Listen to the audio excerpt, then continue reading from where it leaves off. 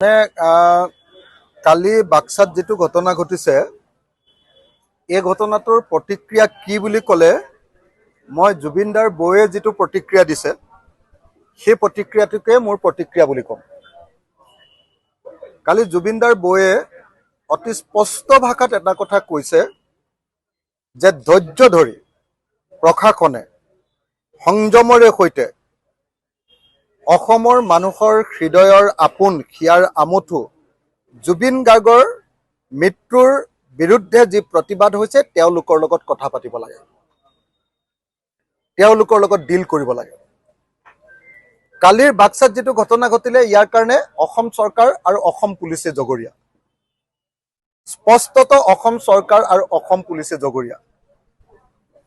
কালি বাক্সাত ৰাইজে জুবিন গাৰ্গৰ ন্যায় বিচৰা ৰাইজে কালি শান্তিপূৰ্ণভাৱে কেৱল ইয়ালৈ আমাৰ জুবিনদাৰ মৃত্যুৰ অভিযুক্তসকলক আনিব নালাগে বুলিহে প্ৰতিবাদ কৰি আছিলে। কিন্তু এডিশনেল এছপি কিবা দেৱ শৰ্মাজনে আকস্মিকভাৱে মানুহৰ ওপৰত আক্ৰমণ কৰিলে, আকস্মিকভাৱে আপোনাৰ আক্ৰমণ কৰিলে। আনকি মই মোৰ নিজৰ ফেচবুকত দি দিছো যে কালি তাত থকা পুলিচৰ মানুহবিলাকেও কৈছে যে এনেকৈ আক্ৰমণ কৰি দিয়াটো, মানুহক আক্ৰমণ কৰি দিয়াটো ভুল হৈছে। জনতা শান্তিপূৰ্ণভাৱে শৃংখলিতভাৱে কেৱল প্ৰতিবাদ জনাইছিলে, কৈছিলে যে আমাৰ বাক্সাত এই পপীয়া মানুহকেইটাক ৰাখিব নালাগে। এইটোতো তেওঁলোকৰ কোৱাৰ অধিকাৰ আছে, শান্তিপূৰ্ণভাৱে প্ৰতিবাদ কৰাৰ অধিকাৰ প্ৰত্যেকজন নাগৰিকৰ আছে। কিন্তু আকস্মিকভাৱে তাত পুলিচৰ আক্ৰমণ, পুলিচৰ লাঠিচাৰ্জ, পুলিচৰ মাৰপিট কিয় হ'ল, কোনে কৰিলে? অসমৰ মুখ্যমন্ত্ৰীয়ে কৈছে যে এই ঘটনাত তৃতীয় পক্ষ জড়িত। ইয়াত কোনো তৃতীয় পক্ষ নাই। যদি কোনোবা তৃতীয় পক্ষ আছে সেয়া অসমৰ মুখ্যমন্ত্ৰী।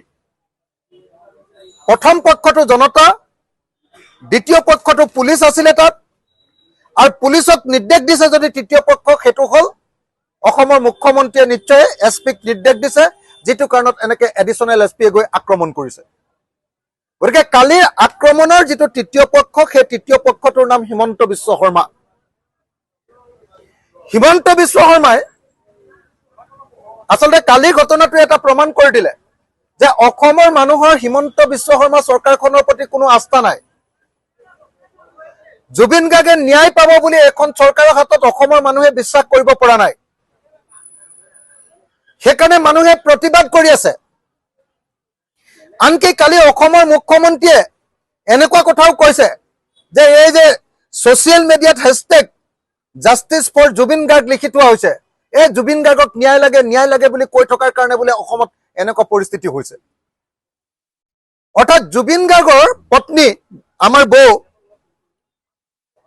গৰিমা বৌ, জুবিন গাৰ্গৰ ভণ্টি, আমাৰ সকলোৰে ভণ্টি, আৰু আমি জুবিন গাৰ্গৰ যিবিলাক মানুহ আছো, অনুৰাগী আছো, আটাইবিলাকে জাষ্টিছ ফৰ জুবিন গাৰ্গ এই কথাটো কোৱাৰ কাৰণেই বোলে কালি ঘটনাটো ঘটিবলৈ পালে বুলি তেওঁ ইনডাইৰেক্টলি আচলতে সকলোকে তেওঁ টানি ল'ব খুজিছে।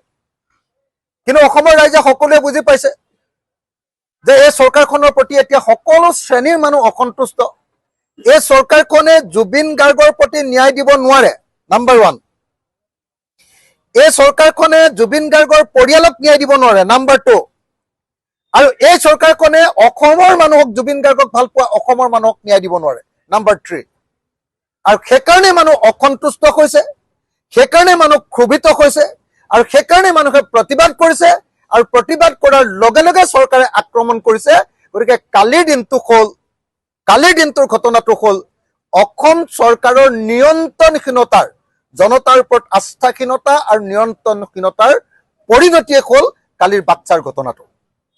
গতিকে এই ঘটনাৰ কাৰণে যদি কাৰোবাক গৰিহণা দিব লাগে, প্ৰথম গৰিহণা দিব লাগিব অসম পুলিচক, আৰু দ্বিতীয় গৰিহণা দিব লাগিব অসমৰ মুখ্যমন্ত্ৰী হিমন্ত বিশ্ব শৰ্মাক। মই হিমন্ত বিশ্ব শৰ্মাক সমূহীয়াভাৱে কালিৰ ঘটনাটোৰ কাৰণে ক্ষমা খুজিবৰ কাৰণে দাবী জনাইছো, আৰু তেওঁ গৃহমন্ত্ৰী হিচাপে ব্যৰ্থ হৈছে। গতিকে তেওঁক মই পদত্যাগ কৰিবৰ কাৰণেও দাবী উত্থাপন কৰিছো। যিকোনো খবৰৰ বাবে যোগাযোগ কৰক 7099017330 লগতে 7099017110 নম্বৰত।